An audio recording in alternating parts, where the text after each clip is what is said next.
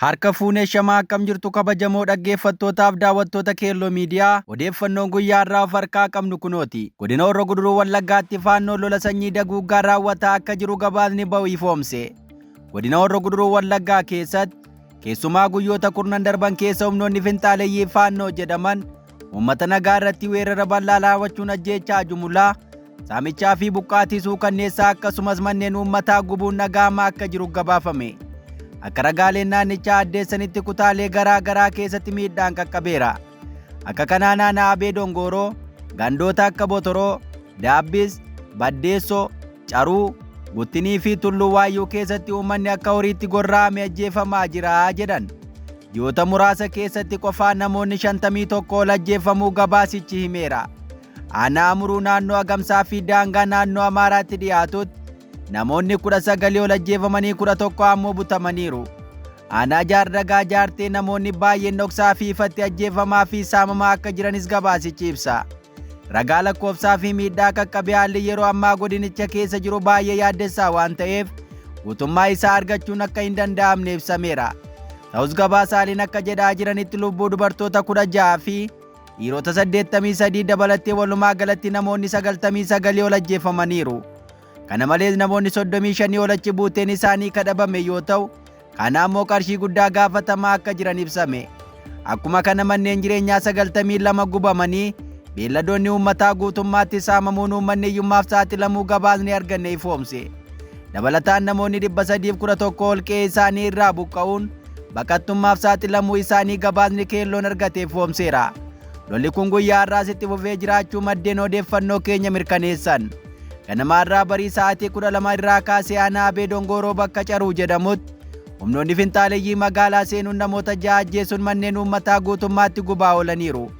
Uummanni naannichaa sagalee nuuf ta'a jechuun watwaachuun dirmannaa gaafata akka jiru gabaasichi ibseera.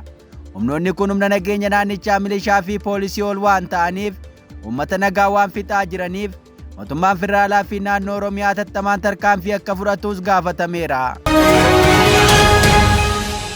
Oduu keenya itti aanuun Shawaa Kaabaatti qondaalonni mootummaa butaman qarshii miliyoonota gaafatamuu dhaga'ame. Qondaalonni bilisiginnaa godina Shawaa Kaabaa aanaa warra Jaarsoo 3 butamuudhaan maallaqni qarshii miliyoona 13 itti gaafatamuu Waazeemaa raadiyoon gabaase. Gabaasichi akka jedhutti namoonni butaman kunneen itti gaafatamaa waajjira bilisiginnaa aanaa warra Jaarsoo obbo Wayinasheet Taaffasee, itti gaafatamaa ijaarsa siyaasaa aanichaa obbo Gannaa'u Kabbadee fi konkolaachisaa isaanii akka ta'e ifoomeera. Qondaalota bilisiginnaa kana gadhiisuuf tokko isaaniitti qarshii miliyoona 5 ka gaafataman yommuu ta'u, konkolaachisaan isaanii ammoo qarshii miliyoona 3 gaafatameera. Qondaalonni bilisiginnaa kun gaafa guraandhala 10 bara 2018 akka lakkoofsa Itoophiyaatti magaala Garba Gurraachaa irraa xiqqoo achi siqee bakka argamu iddoo ulaa Eemmoo jedhamutti guyyaa keessaa sa'aatii 10tti akka butaman maddi odeeffannoo kun ifoomse. Qondaalonni bilisiginnaa butaman kunneen guyyaa sana walgahii icciitii ka bulchaa godinaa magaalaa Fiicheetti waame irratti hirmaachuun gara aanaa isaaniitti osoo deebi'aa jiranii butamuu isaanii gabaasichi ibse. Kana duraatti pirezidaantii naannoo Oromiyaa obbo Shimallis Abdiisaa boo'icha firaa ga'uuf humna addaa Oromiyaatiin eegamanii osoo deemaa jiranii butamuu isaanis yaadachiise. Yeroo sanatti pirezidaantichi qarshii miliyoona 10 kaffaluun gadhiisuu isaa ifoomeera. Bifa wal fakkaatuun maatii Injiinar Taakkalaa Uumaa fi obboloonni Jeneraal Yilmaa Mardaasaa butamanii ka turan yoo ta'u, isaanis maallaqa guddaa kaffaluun gadhiifamaniiru. Haa ta'u malee dhimma qondaalota bilisiginnaa aanaa warra Jaarsootti butamanii ilaalchisee bilisiginnaan waan jedhe kan hin qabne ta'uu madda odeeffannoo kanaa ibseera. Oduu keenya itti aanuun manni murtii olaanaa federaalaa murtee boordiin filannoo godinaalee filannoo 5 naannoo Tigraay jalaa baasuuf jedhe uggure. Manni murtii olaanaa federaalaa murtee mana maree federeeshinii hordofuun boordiin filannoo biyyaalessa Itoophiyaa godinaalee filannoo 5 bulchiinsa naannoo Tigraay ala ta'an filannoo akka gaggeessan murtee dabarse irratti ajaja ittisaa yeroo dabarsu manni murtichaa uggura kana kakaa'e dhimmi kun gadi fageenyaan ilaalamee murteedhuma hanga argatutti jechuun ibse. Akka ajaja mana murtichaatti uggurri kun ka darbe paartii Diimokiraasii Simirat Tigraay guraandhala 16 bara 2018 lakkoofsa Itoophiyaan dura ta'an isaanii obbo Geetaachoo Raddaa boordii filannoo irratti komii dhiyeessuu hordofeeti. Haaluma kanaan galmee lakkoofsaa 35,100 fi 364 ta'e kanaan gareen abbaa seeraa Sablee Kinfee Wondosan Taaddasaa fi Ashannaa fi Warqinee of keessaa qabu dhimma kana ilaaluu isaaniitti ibsame. Manni murtichaa ajajaa kenneen boordiin filannoo biyyaalessaa iyyannoo fi ragaalee iyyata biyyoolessaatiif deebii idilee akka kennu qajeelfama dabarseera. Kanaan walqabatees boordichaaf mormiin akka ergamu manni murtichaa beeksise. Hunda caalaa ammoo manni murtichaa ajaja kanaan dura naannolee filannoo 5 bulchiinsa naannoo Tigraay jala turan ilaalchisee murtee boordii filannoo hojiirra kan oolu yoo ta'e falmii seeraa amma gaggeeffamaa jiru hiika dhabsiisuu akka danda'u akeekkachiiseera. Murteen kun ilaalamee hojiirra ooluun falmii seeraa amma gaggeeffamaa jiru hiika waan dhabsiisuuf manni murtii ajaja kenne irratti murtii yeroof dhorkuu kennuudhaan bu'uura seera siivilii keewwata 154tiin jechuun ajajni mana murtichaa darbe. Ajajni dhorkaa kun hanga manni murtii dhimmicha ilaalee murtii sirrii kennutti hojiirra oolaa jedhame. Manni murtichaa itti dabaluudhaan ajajni dhorkaa kun boordii filannoo biyyaalessaa ifatti kan kennamu yoo ta'u himatamaa yookaas boordii filannoo mormii yookaas yaada kamiyyuu yeroo booda dhiyeessuu akka danda'u qajeelfama kenneera. Kanaan dura guraandhala 16 bara 2018 paartiin Simiraat mana maree federaalaa murtee bakkeewwan filannoo kanaan dura naannoo Tigraay jala turan jalaa baasuun akka kaasuun gaafachuun isaanii yaadatama. Paartichitti dabaluun tarkaanfiin kun heera mootummaa kafaallessuu fi sirna federaalawaa Itoophiyaa irratti balaa kan uumudha jechuun mormeera. Paartichi xalayaa mana maree federaalaa fi boordii filannoo biyyaalessaatiif barreesseen manni marichaa aangoo heeraan kennamee fi darbe jechuun falmeera. Akka paartichi jedhutti aangoon mana marichaa hiika heeraa fi falmii daangaa irratti qofaa akka daangeffamedha. Jijjiirraan daangaa kamiyyuu adeemsa sagalee uummataatiin gaggeeffamuu akka qabu cimsee kan ibse paartichi bakkeewwan falmiin irratti jiru filannoo sadarkaa federaalaatti bulchuun saamicha lafa bulchiinsaa akka ta'e akeekkachiiseera. Dabalataan boordiin filannoo qajeelfama dhiyaatee fudhachuun walabummaa heeraa boordichaa kan miidhuu fi amantummaa adeemsa filannoo irratti shakkii kan uumudha jedheera. Kanaan dura bulchiinsi yeroo Tigraay murticha cimsee akka balaaleffate yoo ta'u tarkaanfiin kun heera mootummaa fi waliigaltee nagaa Piriitooriyaa akka diigudha jechuun akeekkachiise.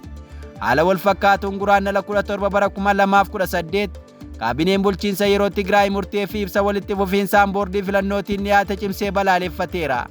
Kaabineen kun boordicha heera cabseera jechuun kan himate yoo ta'u qajeelfama mana maree federaalaa hordofuun kutaalee Tigraay naannichaa jalaa baasuun naannicha diiguuf shiramaa jira jechuun qeeqeera. Qaama kamiyyuu murteen seeraan ala dabarsuun fudhatama hin qabu ka jedhe kaabineen kun tarkaanfii boordichaa qoccolloo farra seeraa fi farra uummataa jechuun ibseera.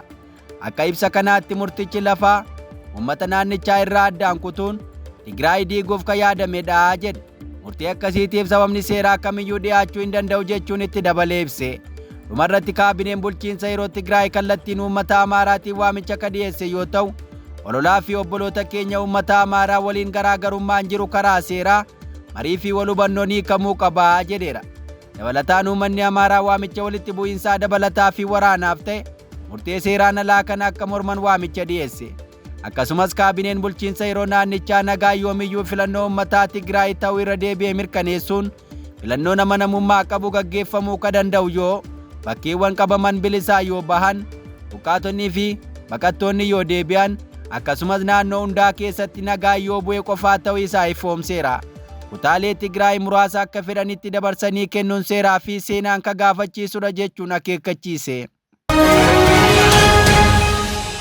Oduu keenya itti aanuun lammiileen Sudaan kibbaa 4 fi kan Itoophiyaa 2 meeshaa waraanaa seeraan alaa utuu daddabarsaa jiranii to'ataman. Komishinii poolisii naannoo Gaambeellaa lammiileen Sudaan kibbaa 4 fi lammiileen Itoophiyaa 2 daddabarsa meeshaa waraanaa seeraan alaa keessatti hirmaatan jedhaman to'annoo jala ooluu isaanii ibsame. Itti aanaan komishinara ittisa yakkaa komishinii poolisii naannichaa Duyaachi Gaatikotiin yakkamtoonni kun guraandhala 14 bara 2018 ganama keessaa sa'aatii 3 irratti godina sabaa Nuweer aanaa Laaree keessatti to'atamuu ibsan.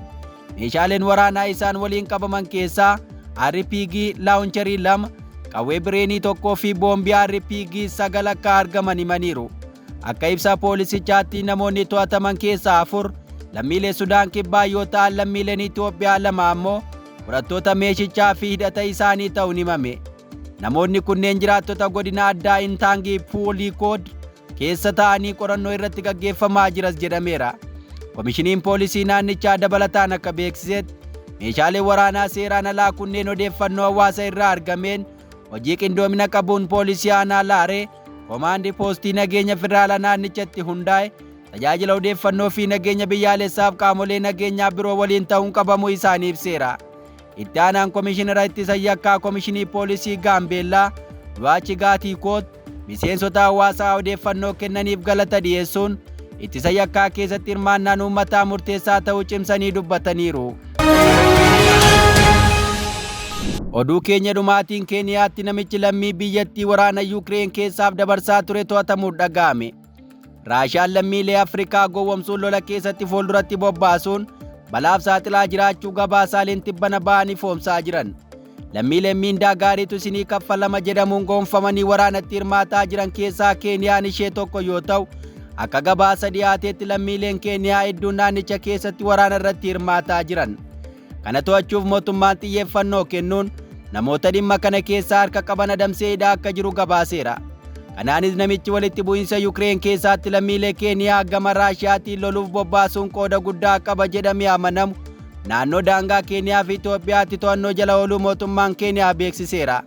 Dargaggeessi ganna 33 lammii Keeniyaa kun gara Raashiyaa imaluun Keeniyaa gadhiisuuf yaaluun to'annoo jala oole.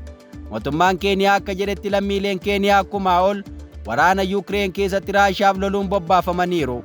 Isaan keessaa yoo xiqqaate 89 lolicha irratti ammallee bobbaa lolaa sarara fuulduraa irra kan argaman yoo ta'u, 39 hospitaala, 28 achi buuteen isaanii dhabamuu fi yoo xiqqaate namni tokko du'uu Docha Beleen gabaaseera. Gabaasni basaasaa paarlaamaa Keeniyaaf dhiyaate akka mul'isutti waliigaltee qondaalota Keeniyaaf Raashiyaa dhaabbilee qacarrii gowwoomsaa gidduu jiru ifa godheera. Gaazexaan Associated Press irraa akka gabaasetti Raashiyaa keessatti namoonni Keeniyaaf qacaramanii hojiif sadarkaa olaanaa ta'e kennamaa jira. Mootummaan Raashiyaa dhimma waraanaaf viizaa hin kenninu jechuun himannaa kana yoo haalu, mootummaan Keeniyaas lammiilee Raashiyaa fi Yuukireen keessatti hidhamanii turan akka hiikamaniif nagaan akka deebi'aniif tattaaffii dippiloomaasii hordofaa jiraachuu isaa gabaasichi ibseera. Egaan kabajamoo dhaggeeffattoota Keelloo Miidiyaa odeeffannoon irra of harkaa qabnu kanan gammaa dhaggeeffattan ture. Qophii keenyaaf waliin turtii gaarii.